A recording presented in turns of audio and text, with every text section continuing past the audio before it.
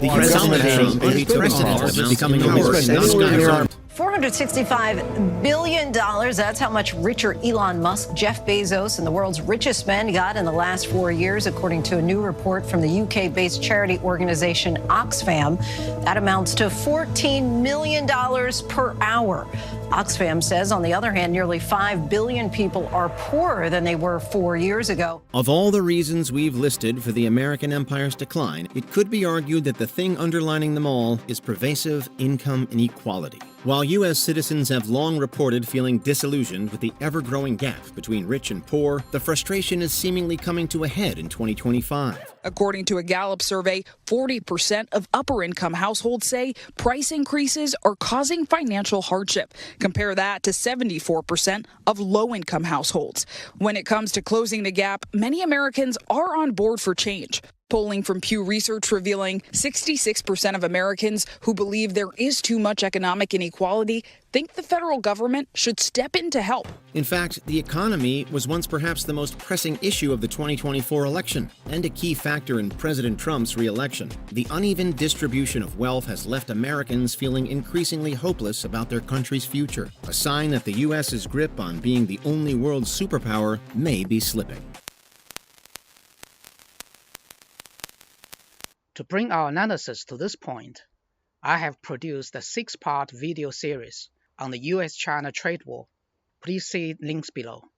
These videos have exhaustively examined the subjective and objective factors driving the US government's actions from every angle.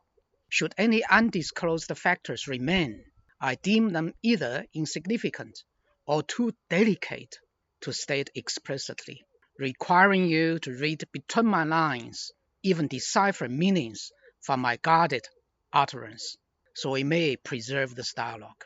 Now, let's dive into the main topic.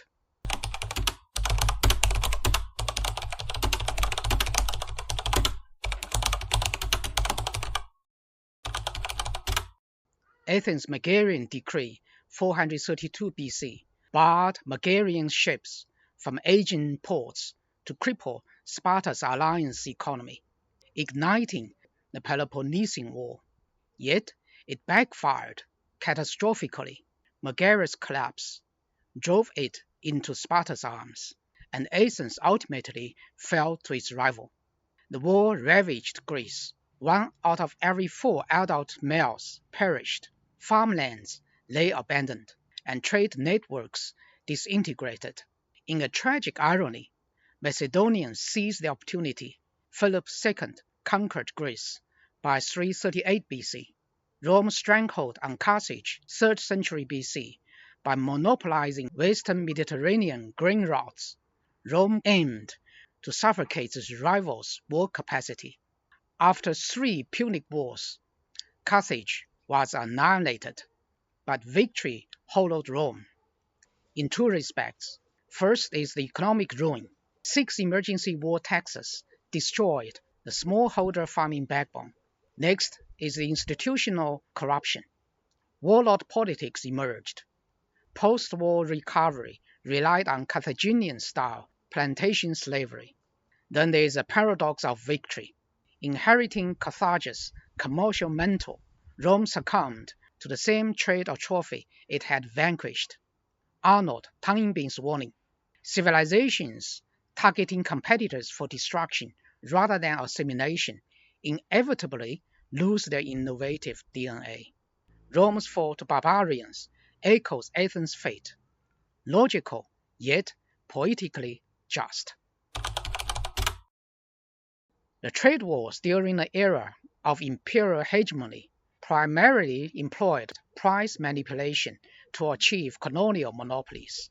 Examples across centuries are: 16th century Spain enforced a silver embargo in the Americas to exclude Dutch merchants from colonial trade.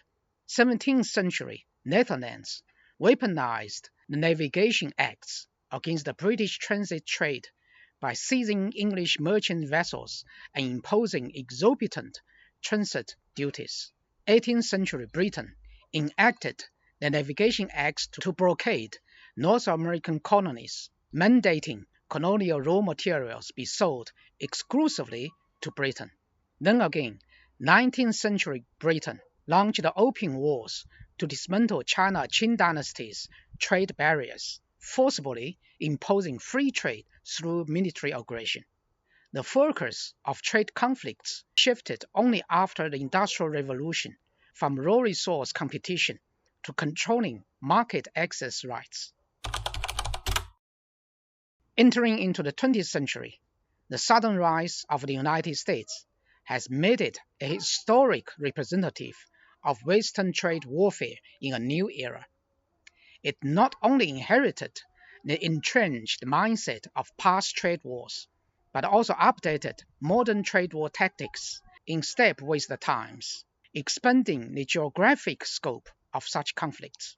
This evolution is evident across three key dimensions. First, weaponization of technology. In 2018, the US launched a technological war against China, imposing chip export bans and pressuring SML to cut off lithography machine supplies to China, directly targeting China's ability to upgrade its industrial capacities. This can be compared to the Netherlands ban in the 17th century on exporting shipbuilding technology to Britain. Number two, financial sanctions network. During the Russia-Ukraine conflict in 2022, the US removed Russian banks from SWIFT and froze its foreign exchange reserves, causing the ruble to plummet by 30% in a single day. This is analogous to Napoleon's continental blockade in 1806, which sought to sever Britain's financial settlement channels across Europe. Number three, contest for rule-making power. The US embedded institutionalized poison pill clauses in agreements like the Comprehensive and Progressive Agreement for Trans-Pacific Partnership, CPTPP, and the United States-Mexico-Canada Agreement, USMCA, setting up systemic barriers that restrict member states from signing free trade agreements, that is FTA, with so-called non-market economies, a clear reference to China. A historic parallel is Britain's forced promotion of the gold standard in the 19th century, which effectively deprived other nations of their monetary sovereignty. However, human survival follows its own natural laws, and economic principles are merely a subsystem of these fundamental rules.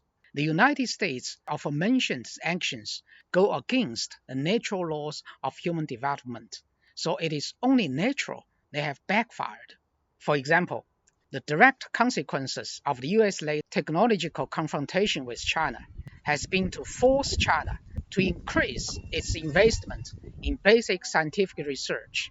In the long run, this has accelerated China's self-reliance in technology, enabling it to replace US technologies and break through key technical bottlenecks, thereby forming a more complete innovation chain, a development that is now technically undermining the United States. Another example is the so-called financial nuclear bomb unleashed on Russia during the Ukraine conflict.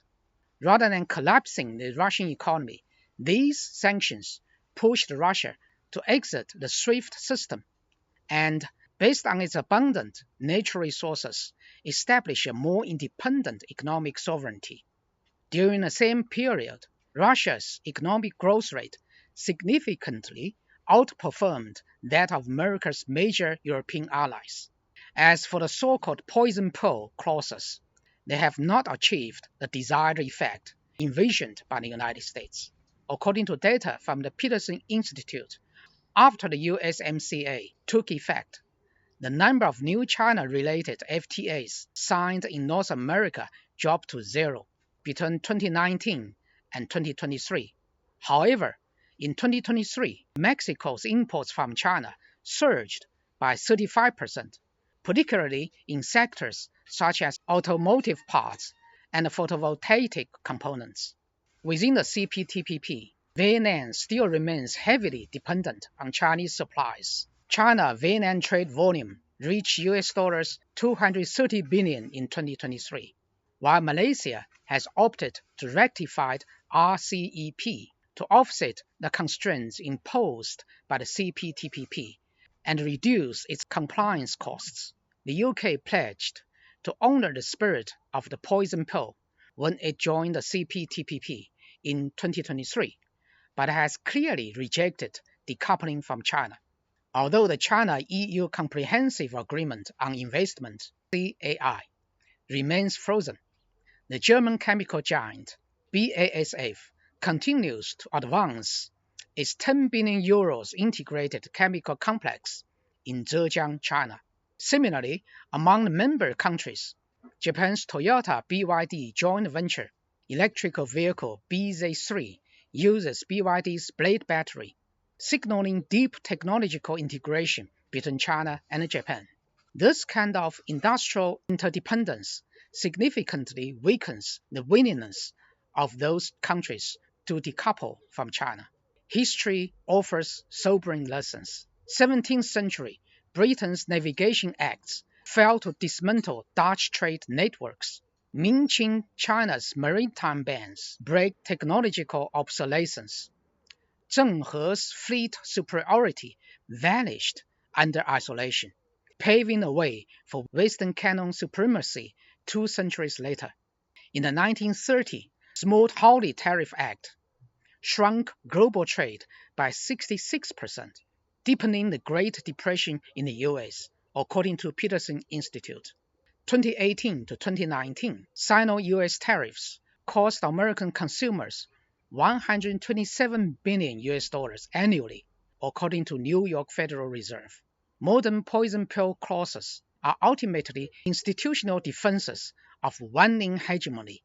The real impact lies not in containing China, but in forcing global firms to bear regulatory arbitrage costs, a burden destined for US households. Boston Consulting Group projection is full decoupling would add $2,500 per year to average American family expenses.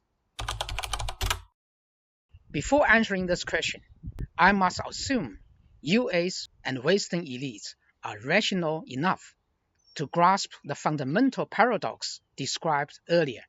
Whether this assumption holds isn't my concern here. Theoretical deductions often demand execution in intellectual vacuums. Time alone can verify. In the material world, humanity's trinity of progress has always been creating tangible objects that can be seen and touched, which derives from the needs, the desires, and execution. Materialist China, inventor of paper, gunpowder, compass, and printing, has been the world's workshop for millennia, save its late 19th to mid-20th century decline. After 4 decades of reform, it has reclaimed this mantle. America is totally a different cup of tea. It is a product of pure idealism. The symbolically named Mayflower carried monotheistic Protestants. Most subsequent immigrants were likewise devout. Calling America an immigrant nation is 70% incomplete. It's fundamentally a religious civilization. In God we trust stamps every banknote and coin. Presidential authors since Washington end with "So help me God." God bless America, ritualized by Eisenhower, concludes every modern president's speech. A constitutionally secular America never escaped religious symbolic domination. Thus, abstractions thrive, from concretized ballots to Wall Street's virtual reality stock market. This burst history's largest financial empire, while derivatives proliferate dizzyingly. Producing tangible goods is America's necessity, never its aspiration. It lacks Japan's extinct craftsman spirit and China's materialist drive. That is, what you have, I must have. What you lack, I will pioneer. For elites, especially the inner cabal, social wealth's abstraction became the ultimate pursuit, crowned with a fearsome name, power. For this power, they spent profligately, act ruthlessly and kill indiscriminately. A nexus is required between the material and the spiritual worlds. Otherwise, human beings cannot accomplish the transition.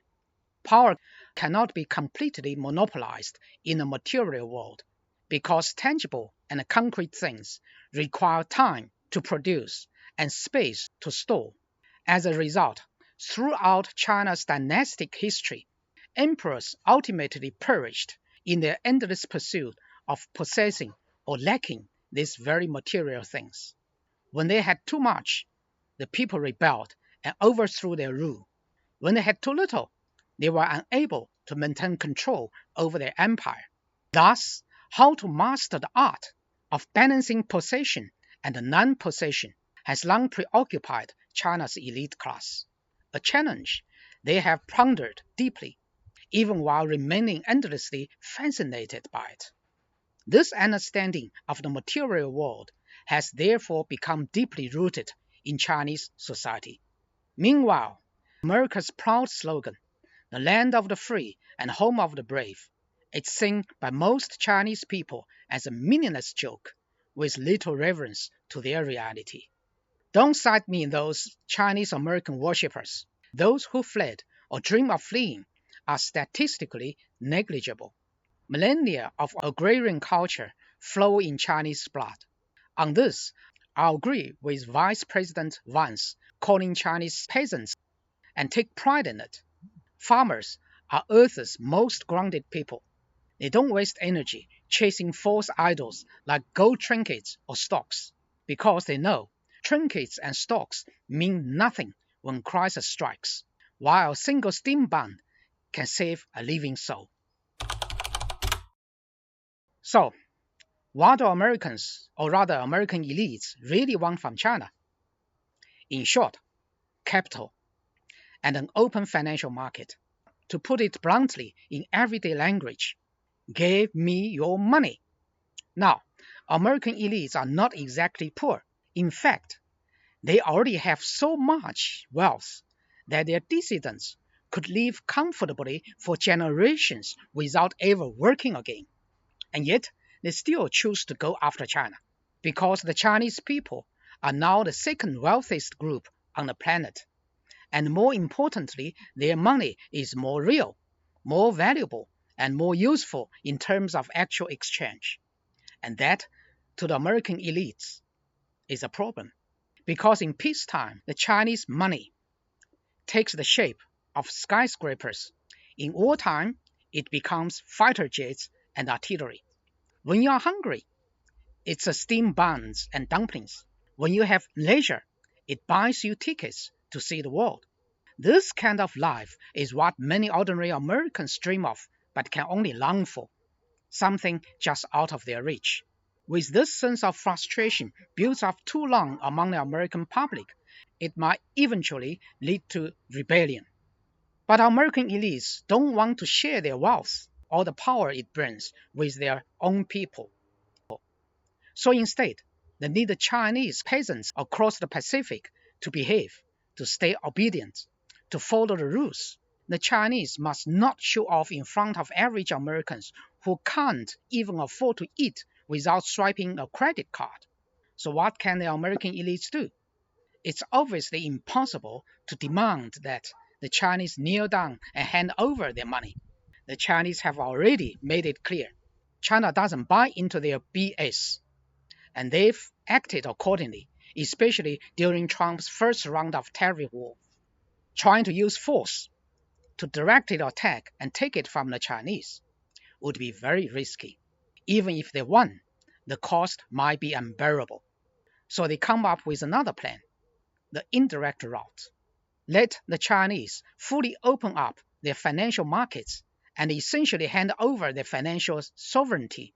That way, the American elite can gain control over the material world the Chinese have painstakingly built without firing a single shot.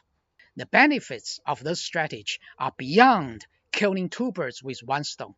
It's more like killing several birds with one stone. Their virtual bank accounts get even more zeros, strengthening their power base. A bit of that wealth trickles down to the American public to calm them down and prevent unrest at home. And perhaps most satisfying to the American elites is forcing these hardworking Chinese peasants who only know how to produce things into a position of servitude, whether they like it or not. Believe me, that's what the American elites truly want. But there's nothing new under the sun. The simplest explanation is often the most truthful. And just as simple is the fact that if I, an ordinary person, can see this, surely the Chinese government sees it even more clearly. Do materialists really not understand idealists? After all, both need to eat 3 meals a day. So the upcoming US-China trade talks, or whatever you call them, scheduled for June 10th, are something the Chinese understand perfectly well. If Trump and his team cling stubbornly to unrealistic expectations, the Chinese may make them look very bad indeed. In the world of carbon-based life forms, materialists always have a natural advantage over those idealists. So let's just sit back, grab some popcorn, and watch the show unfold.